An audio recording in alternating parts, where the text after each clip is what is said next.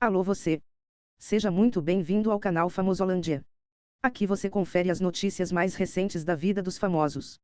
Sejam eles da TV, cinema, música ou esportes. Então, antes de mais nada já deixa aí o seu like e também se inscreva no canal. Mas antes, você já ouviu falar no e-book Receitas para Secar em 30 Dias 2.0? O e-book Receitas para Secar em 30 Dias foi um programa de emagrecimento muito vendido de 2019. E ele é um poderoso passo a passo para todas as pessoas que já estão cansadas em tentar emagrecer e não conseguir. Temos um e-book de receitas secretas mais e-book de desafio de 30 dias que estão funcionando com mais de 3.000 pessoas. Dentro e fora do Brasil. Imagine começar a ter resultados com 3, 5 dias. É o que algumas clientes estão tendo, mas não gostamos só de falar e sim mostrar e te ajudar a também chegar no seu resultado. Sim, os resultados são logo nos primeiros dias ou na primeira semana e te ajudaremos a atingi-lo com nosso suporte. O fato é que quando você iniciar a utilizar as receitas, seu corpo irá começar a passar por uma transformação incrível, trazendo de volta a sua saúde e autoestima. Bora emagrecer? Bora secar a barriguinha? Não deixe de conferir o link na descrição do vídeo. Agora, bora pro vídeo. Rodrigo Santoro fala sobre papel em Carandiru e rejeição do público no Altas Horas. Desabafou. Na noite do último sábado, dia 18 de junho de 2022, Rodrigo Santoro falou um pouco sobre seu papel em Carandiru durante o programa Altas Horas. No longa, o ator interpretou uma travesti chamada Lady Day. Para Serginho, e toda a audiência, Rodrigo confessou que recebeu muita rejeição pelo papel. Segundo ele, muitas pessoas saíram do cinema na cena em que sua personagem se casa com um enfermeiro sem chance. É um trabalho muito emblemático na minha jornada. Quando estreou, eu fui ao cinema para olhar a reação das pessoas. Estavam me dizendo que algumas iam embora na hora do casamento da Lady Day. Acho que não conseguiam lidar com aquilo, talvez por eu ter trabalhado na televisão por muito tempo. Então eu vi, pelo menos, umas 20 pessoas saindo do cinema. Ele ainda revelou algumas de suas teorias sobre a grande repulsa do público. Nesse sentido, foi muito difícil, por causa também da questão do galã de televisão, e piadas. A gente está falando de 2002, estava em outro mundo. Foi um desafio que encarei com muito respeito, fiz muita pesquisa, mas causou repulsa. Lidei com tudo isso e não foi fácil, mas eu tenho muito orgulho desse trabalho. Foi muito forte. Conversas de Márcio Smelling e de atriz que o denunciou são reveladas por colunista. As polêmicas não têm fim. Como você já vem acompanhando aqui no Estrelando, Márcio Smelling foi acusado de assédio por diversas artistas da TV Globo, sendo uma delas Dani Calabresa. Com o desenrolar da situação, o colunista Ricardo Feltrin decidiu compartilhar as mensagens e informações sobre uma das conversas do ex-diretor com uma de suas vítimas, que aconteceram entre 2017 e 2020. Segundo ele, após a dupla ter relações sexuais, Melin criou um grupo chamado Sexo com sua assistente e a atriz para contar dos acontecimentos da noite anterior. Se você está nesse grupo é porque achamos de bom tom que você soubesse que rolou um sexo bêbado, de uma das partes, ontem. Pedimos discrição por razões óbvias. Bom dia, dizia a mensagem. A artista ainda acusou o ex-diretor de começar a ser abusivo. Segundo ela, Melin começou a barrar convites para trabalhos e a menosprezá-la. Você pode falar o tempo todo que a gente se come, mas não pode me beijar na frente das pessoas, disse a atriz. Eu sei. Mas me sinto pressionado, sabe? Se a gente se encontrar e ficar sempre, é namoro pra mim, respondeu Melin. E não para por aí. A atriz também estava junto com Márcios quando as acusações de assédio de Dani Calabresa se tornaram públicas. De acordo com as mensagens, ela estava tentando acalmar o ex-diretor, que estava muito preocupado. Tô no limite. Hoje soube que a Dani está conseguindo juntar gente para falar e que tem gente nada a ver com o caso que está ajudando a dar força para quem quiser falar de mim. Vão querer que eu vire o Zé Maier. Ela respondeu. C asterisco asterisco asterisco asterisco asterisco. Juntar quem? Como pode? Você é inocente, amor. Você tem certeza disso? Isso não tem pé nem cabeça, amor. Luciano Zafir sente mal-estar e é internado novamente após alta de cirurgia. O ator Luciano Zafir foi internado novamente na sexta-feira, 17 de junho de 2022, após apresentar um quadro de suboclusão intestinal. De acordo com o colunista Léo Dias, do portal Metrópolis, Zafir sentiu um mal-estar e foi encaminhado ao Hospital Vera Cruz, em Campinas, São Paulo. No último dia 11 de junho de 2022, o ator havia recebido alta do Hospital Copa d'Or, no Rio de Janeiro, onde passou por uma cirurgia de reversão da bolsa de colostomia. A operação foi realizada no dia 16 de maio. Conforme o médico André Brandalize, que acompanha o ator no hospital, Zafir está se recuperando da cirurgia complexa que fez recentemente. Teve que ser internado para ficar em jejum e dar repouso ao intestino para que ele possa voltar a funcionar adequadamente. Está bem, estável, mas ainda sem previsão de alta, informou o médico ao colunista Léo Dias. O apresentador passou a usar a bolsa de colostomia por conta de uma perfuração no intestino durante tratamento de uma embolia pulmonar, provocada por uma reinfecção de Covid-19. Ele chegou a ter a doença 3 vezes, sendo a última em janeiro deste ano. Cauã Raymond faz revelação sobre vida pessoal afetiva. Fiquei 2 semanas sem. Cauã Raymond fez algumas revelações sobre sua vida pessoal em entrevista ao Podpah. Nesta semana, o ator, Cauã Raymond, de 42 anos, voltou aos assuntos mais falados. Em entrevista recente ao podcast Podpah, e fez algumas revelações sobre sua vida pessoal e detalhes de sua carreira. Sem muitas condições financeiras na juventude, o ator disse que não era um dos melhores alunos na escola, mas que se dedicou à carreira. A profissão de modelo me proporcionou a viajar o mundo, coisa que meus pais não tinham condição de me dar. Aí quando surgiu a oportunidade para estudar para ser ator, foi meio que acontecendo, foi orgânico, nunca sonhei em ser ator, contou ele. Sobre sua vida pessoal, ele relatou que ficou sem se *** por semanas. Comecei a levar o jiu-jitsu a sério com 15 anos, pois eu não tra *** há 2 semanas antes de começarem os campeonatos, porque eu ouvi que o Rickson Gracie não tra *** também, finalizou. Cauã Raymond é um dos homens mais admirados no Brasil por suas atuações em novelas emblemáticas e atuações em personagens marcantes. Bruna Biancardi mostra detalhes de quarto de luxo onde ficou com Neymar em Vegas. Depois de uma passagem por Miami, onde curtiram momentos de intimidade nas praias da região, Neymar e a namorada, Bruna Biancardi, seguiram para Las Vegas onde participaram de um campeonato de pôquer entre amigos. Durante os dias em que passaram na cidade, famosa por sua vida noturna e pelos cassinos, o jogador e a influenciadora deram adeus ao local neste domingo, 19 de junho de 2022. Antes, porém, Bruna atendeu aos pedidos de seus fãs que ficaram curiosos para ver detalhes do quarto do hotel luxuoso em que ela e Neymar ficaram hospedados. No segundo andar, onde é possível acessar por elevador exclusivo ou escada, 2 outros quartos que tiveram acesso apenas por Neymar e Bruna, confundida pela imprensa internacional com Bruna Marquezine, ex-namorada do craque. A gente está usando um de closet para guardar as malas, as roupas, pontuou. Além de todo o luxo do lugar, impressionam 2 detalhes: todos os pedidos e comandos dentro e fora do quarto, como abrir as cortinas, são feitos através de um tablet. É tudo automatizado, explicou Bruna. Além da vista livre e deslumbrante para Las Vegas. Todos os cômodos têm essa vista linda, frisou a influencer, que mostrou que até mesmo os banheiros contam com paredes de vidro. Voltaram. Após vídeo, Larissa Manoela dá indícios de ter reatado com ex. Nesse último domingo, 19 de junho de 2022, Larissa Manoela, 21 anos, publicou um vídeo em suas redes sociais que rendeu pauta. Na ocasião, a atriz global fez seus seguidores e fãs ficarem em polvorosa com a ideia dela, possivelmente, estar dando chances para um antigo romance. Antigo affair. No passado, a protagonista de Além da Ilusão viveu um breve affair com André Luiz Frambach, 25, e parece que agora os pombinhos estão se reaproximando.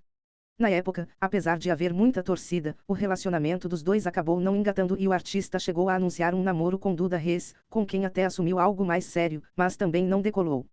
Segundo a página @gossipodia, Larissa e André estavam juntinhos durante uma festa que aconteceu neste sábado, 18 de junho de 2022, no Rio de Janeiro. Ainda de acordo com a publicação do perfil do Instagram, apesar de terem se beijado, os artistas tentaram manter a discrição para evitar paparazzis. Larissa alimenta rumores. Logo depois da notícia ter sido divulgada pelo Gossip, Larissa usou o seu perfil no TikTok e alimentou ainda mais os rumores do possível romance com o ator. Em um vídeo, a artista aparece fazendo uma dancinha com a legenda: "Quando a gente já viveu e agora está vivendo de novo porque quando é pra ser. É. Entregou tudo, né? Torcida é outra." Apesar de haver muitos chips e esperança de que este casal finalmente aconteça, alguns internautas queriam que o ex fosse outro.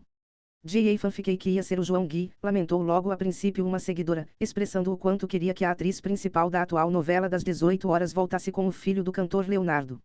Em seguida, outros fãs concordaram. "Se tivesse ficado com o João Guilherme, essa notícia seria sucesso nas bancas." "Queria que fosse o João", disse uma terceira. Novo visual de Gkai vira assunto na web e comparação de antes e depois revolta a influencer. A aparência de Gkai virou assunto na web e acabou irritando a influencer, que recentemente deixou em evidência sua barriga trincada após uma lipo LAD e agora decidiu descolorir os cabelos e os fios da sobrancelha. A Gkai tinha um lindo corpo. A boca tava perfeita. Por que ela foi mexer nisso tudo? Esse distúrbio de imagem e a busca incessante por um padrão inalcançável é triste, afirmou um perfil do Twitter. Por que ela foi mexer? Porque eu quis. Que povo chato, eu hein?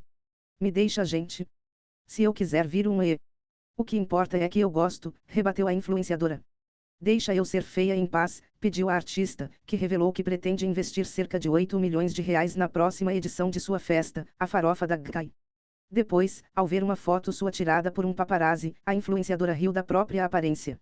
Gente, eu estava me achando a famosa, gente eu estou mesmo o cão, divertiu-se. E riu também do comentário de um seguidor que afirmou que ela estava parecendo um pinto nascendo ao acordar. Fã ou hater, escreveu aos risos. Gai e Sônia Abrão, entenda a polêmica. Tudo começou quando Sônia Abrão detonou Gai durante uma edição do programa A Tarde é Sua após a influenciadora revelar os valores milionários da próxima edição da Farofa da Gai, que teve seu convite recusado por Júlio Todinho. Olha, você falar que você vai gastar 8 milhões de reais em uma festa, num país em que tem gente morrendo de fome é muita falta de consciência, disparou a apresentadora. Se é tão poderosa, gasta 4 milhões, que é o que parece que custa a festa, e os outros 4 você ajuda um plano social de distribuição de alimentos para as pessoas que estão precisando, aconselhou. E completou, bota a mão na consciência e para de ser ridícula. Ao ser abordada por um repórter da atração da Rede TV, Gai se exaltou. Ela nem sabe o que estava falando. Procura saber, amor, o que você tá falando antes de sair falando pro povo, entendeu? Nesse seu programa aí de M*RDA. O embate entre as duas não parou por aí. Ao receber as imagens, Sônia Abrão ainda disparou. É aquela história, não venha querer terceirizar algo que foi responsabilidade sua, Gai. Se você achou baixa a minha atitude, a sua foi de quinta categoria e imperdoável. Um artista que tem o mínimo de educação e senso crítico, que não gosta da apresentadora ou o que seja, fala, olha, eu não falo para esse programa. Melhor do que ser grosseira, do que ser vulgar. Felipe Neto desabafa ao não conseguir ir ao programa Lady Night, inacreditável. Na última semana, Felipe Neto testou positivo para a Covid-19 pela terceira vez. Por isso, o digital influencer precisou cancelar sua participação no programa Lady Night, de Tata Werneck. Desolado após saber do resultado, fez um desabafo nas redes sociais. Acabei de positivar para a Covid. É inacreditável, é a terceira vez. Já estou com as 3 doses, então não estou sentindo absolutamente nada, estou completamente surpreso com o resultado. Foi o exame completo de laboratório, não aquele PCR que sai na hora, disse. Tava tudo pronto para gravar o Lady Night hoje. Fiz o teste de Covid para poder gravar e deu positivo. Ódio, rancor, tristeza, saco, ira, fúria, completou. Apesar de estar triste, Felipe afirmou que tentará alinhar uma nova data para a gravação acontecer. A gente vai tentar remarcar porque quero muito ir, mas dependo do exame dar negativo. A gravação está cancelada, a gente vai remarcar para outra data. Estou muito triste, finalizou. Cada dia é uma pequena vitória, diz Guta Stresser sobre esclerose múltipla. Guta Stresser, a rebelde a grande família, foi diagnosticada com esclerose múltipla. Em depoimento à revista Veja, ela contou como foi o processo até a descoberta da doença. Segundo a atriz, os primeiros sintomas surgiram em 2020, quando ela participava do Dança dos Famosos, no Domingão do Faustão. Parecia tudo normal até que, durante os ensaios, eu passava a coreografia e, quando terminava, não lembrava de mais nada, nada mesmo, lembrou. Ela disse que não entendia o motivo para essas falhas na memória, visto que sempre teve facilidade para decorar textos por conta da sua profissão. Com esforço, porém, consegui avançar na competição e não dei mais muita atenção para aqueles lapsos. No entanto, o quadro foi se agravando. Comecei a esquecer palavras bem básicas, como copo e cadeira. Se ficava 2 horas parada assistindo a um filme na TV, logo sentia dores musculares. Outros sintomas como formigamento nos pés e mãos, enxaquecas e variações de humor surgiram. O pior era um zumbido constante no ouvido. Parecia que havia ali um fio desencapado, provocando um curto-circuito na minha cabeça, algo como tzuim, tzuim. A atriz pensou que pudesse ser sequelas da Covid-19 ou sintomas relacionados à menopausa, porém acabou levando um tombo na sala da sua casa e isso acendeu um alerta.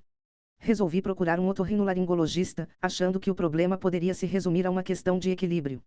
Em princípio, ele disse que estava tudo certo, mas insisti para realizar uma ressonância. Feito o exame, recebi enfim o diagnóstico, esclerose múltipla.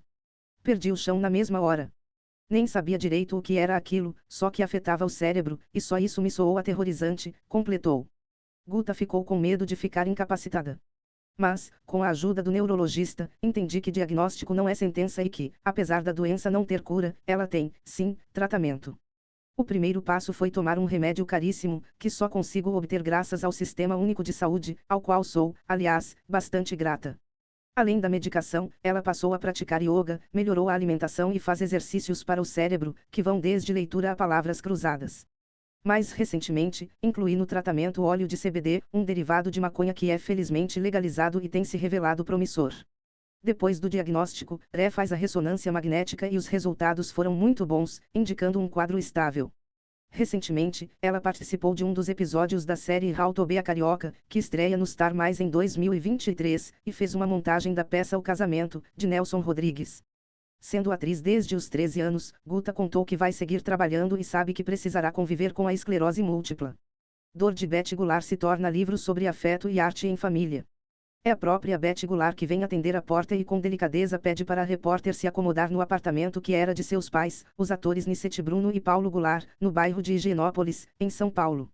Ali, tudo remete ao casal que durante tantos anos entrou nas casas brasileiras pelas novelas e encantou plateias no teatro e no cinema. Uma boneca com o vestido da noiva Nicete, um quadro da avó materna, fotos antigas da família em um velho baú. A perda de Paulo, levado por um câncer, em março de 2014, fez com que mãe e filha se unissem em 2015 na peça Perdas e Ganhos, baseada no livro de Lia Luft, em um ato de superação da dor. A combinação era que também escreveriam um livro de memórias. Beth seria a narradora e a mãe faria as costuras. Mas a Covid-19 levou Nicete, em dezembro de 2020. Restou a Beth dar cabo da escrita, agora somando mais uma perda, a da mãe.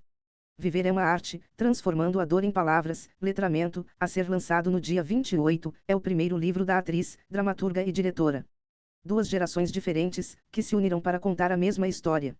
Para mim, foi muito forte e transformador, diz Beth ao Estadão. O livro Viver é uma arte, que nos leva a refletir sobre a finitude e ressignificar a vida, é comovente. Carrega a humanidade de Beth Goulart, como bem aponta a escritora Nélida Pinhon no prefácio. Falamos um pouco sobre a nossa filosofia de vida, a morte, os processos cíclicos de aprendizado que é a própria vida, explica a atriz. O ator Paulo Goulart costumava chamar a atenção dos filhos para o tripé família, fé e trabalho, que se tornou a base de vida de Beth. A família é espírita e quando Nicete foi para a UTI em razão da Covid-19, a atriz decidiu compartilhar a doença da mãe com o público nas redes sociais, dividindo as dores e esperanças. Eu vi um momento tão doloroso que você aguentou com tanta esperança e fé cristã. Nunca vi o rosto da Nicete sem estar na luz, com luz, para a luz, escreveu a atriz Fernanda Montenegro no pós-fácio do livro. Ancestralidade. Mulheres fortes sempre marcaram a trajetória de Beth, como relata no livro. A atriz é descendente de bisavó e avó que cursaram medicina em uma época em que as mulheres eram desencorajadas a estudar e trabalhar. Meu avô pediu para minha avó escolher entre ele e a faculdade e ela escolheu a faculdade, conta ela rindo. A avó ainda cantava em um cassino e Nicete começou a estudar piano cedo, querendo ser concertista. Na fase adulta, ela chegou a ter 3 companhias de teatro. Ao montar a peça Senhorita, Minha Mãe, em São Paulo, precisou de um ator. Foi quando conheceu Paulo. Beth Goulart e a irmã Bárbara cresceram nas coxias do teatro, vendo os pais atuarem. Como ela conta em uma passagem divertida do livro, aos 2 anos invadiu o palco atrás do pai, virou-se com a calcinha para o público, já em gargalhadas, e foi capturada pela avó. Para a atriz, esse momento na infância se tornou emblemático ao retratar seu destino de seguir os passos dos pais, estreando nos tablados com a peça O Efeito dos Raios Gama sobre as Margaridas do Campo, sob a direção do dramaturgo Antônio Abujanra, com quem Nicete e Paulo trabalharam durante muitos anos. Foi justamente durante essa peça, como relata Beth, que ela aprendeu uma das lições que a mãe lhe deixou, sempre estimar seu público. Em uma das apresentações de Os Efeitos dos Raios Gama, havia 9 espectadores, sendo apenas um pagante. Quando o produtor perguntou se Nicete gostaria de cancelar o espetáculo, ela respondeu que fariam o melhor. Esse único pagante era um empresário que comprou 100 espetáculos para seus funcionários, impulsionando o sucesso da montagem. Aquilo foi uma lição de generosidade. Beth diz que seus pais lhe ensinaram a nunca se deslumbrar com o sucesso. Desde a infância já tinha a referência de que éramos operários da arte, pessoas que vivem de seu ofício, dedicando o seu melhor. Enfrentamos todas as dificuldades do caminho, porque fazer arte no Brasil é uma pedreira.